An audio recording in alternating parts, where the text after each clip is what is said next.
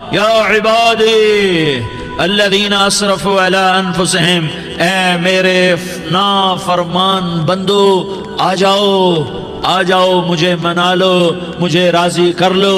من تقرب الی تلقیتہ من بعید، تم مجھے راضی کرنے آؤ، میں آگے بڑھ کے تمہارا استقبال کروں گا۔ کوئی ناراض، میں کسی سے ناراض ہو جاؤں، وہ مجھے منانے آئے تو میں اس کا استقبال کروں گا یا منہ موڑ کے بیٹھوں گا اور اسے سلواتیں سناؤں گا، جلی کٹی سناؤں گا؟ میرا رب کہتا ہے لیاری کا جو مجھے راضی کرنے آتا ہے میں آگے بڑھ کے اس کا استقبال کرتا ہوں۔ میں کہتا ہوں آجا میرا بندہ، میں تو کب سے تیرے انتظار میں تھا کہ کب توبہ کرے گا اور میں معاف کروں گا، کب توبہ کرے گا اور میں معاف کروں گا۔ اللہ کو اپنا بناؤ، اس کے در پر جھکنے کے ساتھ ہمارے گناہوں کی حیثیت ہی کوئی نہیں ہے۔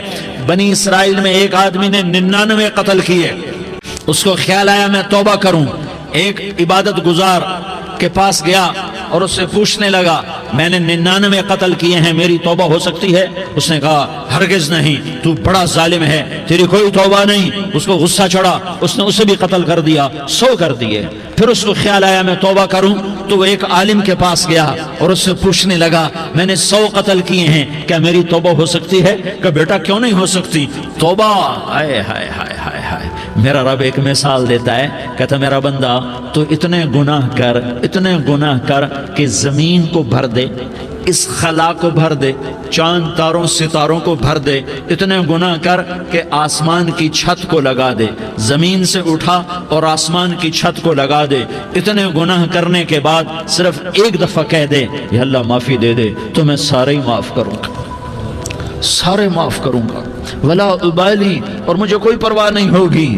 انہوں نے کہا بیٹا گناہوں کی معافی تو یقیناً ہے لیکن توبہ کا ہونا ضروری ہے، تیری توبہ پکی ہونے کے لیے یہ ماحول چھوڑنا ضروری ہے۔ تو یہ بستی چھوڑ کے اس بستی میں چلا جا، وہاں نیک لوگ رہتے ہیں، ان کی صحبت میں تو رہے گا تو تیری توبہ پکی ہو جائے گی۔ اس نے کہا میری معافی ہو جائے، میری معافی ہو جائے، میں ہر کام کرنے کو تیار ہوں۔ بوریا بستر اٹھایا، جو تبلیغ والے کہتے ہیں گھر چھوڑو، لیاری چھوڑو، بستر اٹھاؤ اور چلے کے لیے نکلو، 4 مہینے کے لیے نکلو کہ اپنی توبہ کو پکا کرو، ورنہ ماحول کی گندگی پھر آدمی کو گرا دیتی ہے، پھر گرا دیتی ہے، پھر گرا دیتی ہے۔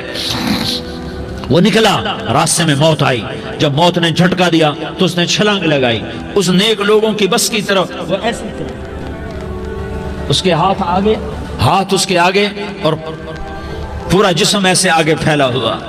اللہ تعالیٰ نے لیاری والوں کو قصہ سنانا تھا تو دونوں فرشتے بھیج دیے، جنت کا بھی آ گیا، جہنم کا بھی آ گیا۔ جہنم والے کہنے لگے مجرم ہے ہتھ کڑی لگاؤ، جنت والے کہنے لگے مہمان ہے سہرے پہناؤ۔ جہنم والے کہنے لگے توبہ ادھوری ہے، ابھی توبہ پکی نہیں ہے، ابھی نیک لوگوں کے شہر کو پہنچا ہی نہیں ہے کہ موت آ گئی۔ اور جنت کے میں کہنے لگے نہیں نہیں نہیں، توبہ ارادے سے ہو جاتی ہے، ارادہ کر لیا توبہ ہو گئی، ہمارا مہمان ہے۔ اللہ نے تیسرا فرشتہ بھیجا، جاؤ فیصلہ کرو۔ کیا فیصلہ کرو؟ وہ یہاں مرا پڑا ہے، یہ اس کی بستی ہے، یہ نیک لوگوں کی بستی ہے، وہ یہاں مرا پڑا تھا۔ اللہ تعالیٰ نے کہا فیصلہ کیا کرتا ہوں کہ یہ فاصلہ ناپو، اگر گھر کے قریب ہے تو دوزخ والے لے جاؤ، اگر نیک لوگوں کی بستی کے قریب ہے تو جنت والے لے جاؤ، یہ میرا فیصلہ ہے۔ ہائے ہائے واہ میرا رب، میں تیرے قربان۔ ہوا کیا تھا؟ وہ گھر کے قریب تھا اور نیک لوگوں کی بستی سے دور تھا۔ جب ناپنے لگے تو اللہ تعالیٰ نے ادھر والی زمین سے کہا جو نیک لوگوں کی بستی کی طرف سے تھی، اللہ تعالیٰ نے اس زمین سے کہا سکڑ جا، اور جو گھر والی زمین تھی اس کو کہا پھیل جا۔ ادھر کی زمین کو پھیلا دیا اور ادھر کی زمین کو سکیڑ دیا۔ جب ناپا گیا تو وہ نیک لوگوں کی بستی کے قریب ہوا۔ اللہ نے کہا لے جاؤ جنت میں، ہم نے معاف کر دیا۔ اور یہ تو بنو اسرائیل کا آدمی ہے، ہم تو محمد مصطفیٰ صلی اللہ علیہ وسلم کے امتی ہیں۔ ایک بنو اسرائیل کا آدمی، اس کا نام تھا کفل، اور روزانہ رات کو نئی لڑکی اس کے پہلو میں آتی، شراب کا دور چلتا اور زنا کا سے منہ کالا کرتا۔ ایک رات ایک لڑکی کو 60 دینار دے کر لایا۔ 60 دینار کوئی 10 لاکھ روپیہ بنتا ہے۔ کیا مال تھا کہ ایک رات کا 10 لاکھ دے کر آیا۔ جب کمرے میں داخل ہوا تو وہ لڑکی رو رہی تھی، تو کفل نے پوچھا क्यों रो रही हो, मैंने ज़बरदस्ती तो नहीं किया। तो वो उसने रोते हुए कहा, किफल मैं पेशावर औरत नहीं हूँ, मैं इज्जतदार औरत हूँ, मुझे भूख ने यहाँ तक पहुँचाया है। मैं ये कहा करता हूँ जब सरदार लोग, जब मालदार लोग ज़कात नहीं देते तो गरीबों की बेटियां नीलाम हो जाती हैं। मालदारों से कहता हूँ, इन सरदारों से कहता हूँ कि अल्लाह के नाम पर दिया करो कि गरीबों की बेटियों की इज्जतें बहाल रहें। तो किफल ने जब देखा और जब सुना, आंसुओं को देखा और उसकी बात को सुना, तो वो उसका वहशी दिल, पत्थर दिल, क्या आंसुओं ने काम किया कि वो रोने लगा। किफल रोने लगा और कहने लगा बहन जिस इज्जत से आई थी उसी इज्जत से वापस चली जा, और मैं बड़ा कुत्ता इंसान हूँ, मैं बहुत गंदा इंसान हूँ, मैं तेरे आंसुओं के तुफैल तौबा करता हूँ, तू मेरे लिए दुआ कर दे, अल्लाह मेरी बख्शिश कर दे और तू चली जा अपनी इज्जत की सलामती के साथ, और जो माल मैंने तुम्हें दिया था तुम्हें हदिया। वो बच्ची घर पहुंची और किफल को पता नहीं अगले लम्हे क्या होने वाला है। थोड़ी देर के बाद किफल मर गया, अचानक जवानी में मौत आ गई। किफल को नहीं पता था कि मेरी जिंदगी की चंद घड़ियां बाकी हैं। सारी जिंदगी जिना शराब में गुजरी, आखिरी चंद लम्हे में तौबा की। अब मेरे अल्लाह ने क्या किया? अल्लाह, अरे अल्लाह के बन जाओ, हाथ जोड़ता हूं, अल्लाह के बन जाओ, अल्लाह को अपना बना लो, अल्लाह को अपना बना लो, अल्लाह को अपना बना लो, अल्लाह से दोस्ती लगा लो, अल्लाह से यारी लगा लो, अल्लाह के आगे सर झुका लो, एक दूसरे से मोहब्बत वाले बन जाओ। हाँ, ये वो शख्स था, कल इसकी मैयत को देखकर कोई इसको कंधा देने ना था, इसके अपने भी उसको गुस्ल न देते, इसके अपने इसको कफन न देते। ये ऐसा जालिम बदमाश नाफरमान था। हाँ, सुनो, किफल मूसा अलैहिस्सलाम का उम्मती, तारिक जमील मोहम्मद मुस्तफ़ा का उम्मती, सरदार उज़ैर मोहम्मद मुस्तफ़ा का उम्मती। हमारे पीछे मोहम्मद मुस्तफ़ा के आंसू हैं, आहें हैं, सिसकियां हैं, फरियादें हैं, दुआएं हैं। ये बनी इसराइल के गुनाहगार के लिए क्या कर दिया। अगर ये सुबह पाया जाता मुर्दा तो इसका कोई कंधा देने वाला ना होता, नहलाने वाला ना होता, इसे पत्थरों में दबा देते। सुबह हुई तो लोगों ने देखा किफल के दरवाजे पर बहुत बड़ा जैसे बैनर लगा दिया जाता है, पूरा बैनर लगा हुआ था। किफल के दरवाजे पर लिखा हुआ था, इन्नल्लाह क़द गफ़र लिल किफ़ल। लोगों, अल्लाह ने किफल को माफ कर दिया। क्या मतलब था माफ कर दिया?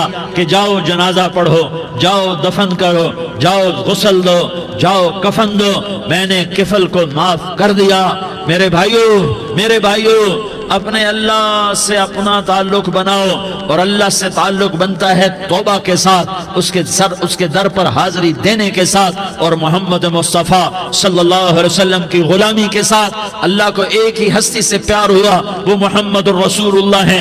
एक ही से मोहब्बत की, वो मोहम्मद रसूलुल्लाह है। एक को अपना हबीब बनाया, वो मोहम्मद रसूलुल्लाह है। एक को खातमुल अंबिया बनाया, वो मोहम्मद रसूलुल्लाह है। एक को हबीबुल्लाह बनाया, वो मोहम्मद रसूलुल्लाह है। एक को सारे आलम का नबी बनाया, वो मोहम्मद रसूलुल्लाह है। एक को रहमतुल लिल आलमीन बनाया, वो मोहम्मद रसूलुल्लाह है। एक को शाफी महशर बनाया, वो मोहम्मद रसूलुल्लाह है। एक को साकी कौसर बनाया, वो मोहम्मद रसूलुल्लाह है। एक के हाथ में चाबी पकड़ाई, वो जन्नत की, वो मोहम्मद रसूलुल्लाह है। एक के लिए जन्नत को मुज़य्यन मुसख्खर फरमाया, और आपके बगैर जन्नत के दरवाजा नहीं खुल सकता, इसका ऐलान फरमाया, वो मोहम्मद रसूलुल्लाह है। अल्लाह से जुड़ने का, उस सरदार उज़ैर हो या इसका गनमैन हो, तारिक जमील हो या इसका मुलाजिम हो, दोनों के लिए एक ही रास्ता है। ये मेरी बहनें जो जमा हैं, इनके लिए एक ही रास्ता है कि हजरत मोहम्मद मुस्तफ़ा सल्लल्लाहु अलैहि वसल्लम की गुलामी में आ जाएं, उनके तरीकों पर आ जाएं, उनके रास्तों पर आ जाएं, उनकी जिंदगी को अपनी जिंदगी बना लें। मेरे नबी की जिंदगी महफूज है। ये कायनात का सबसे अफजल, सबसे आला, सबसे बरतर, सबसे अजमल, सबसे अकमल, सबसे अबहा, सबसे अनवर, सबसे अतम, सबसे अजल, सबसे अनवर, सबसे कमाल वाला, जमाल वाला, हुस्न वाला मोहम्मद बिन अब्दुल्लाह बिन अब्दुल मुत्तलिब बिन हाशिम बिन अब्द मुनाफ बिन कुसै بن کلاب بن مرہ بن کعب بن لوی بن غالب بن فہر بن مالک بن نضر بن کنانہ بن خزیمہ بن مدرکہ بن الیاس بن مدر بن نزار بن معد بن عدنان بن اود بن حمیسہ بن سلامان بن عوس بن بوز بن قموال بن عبید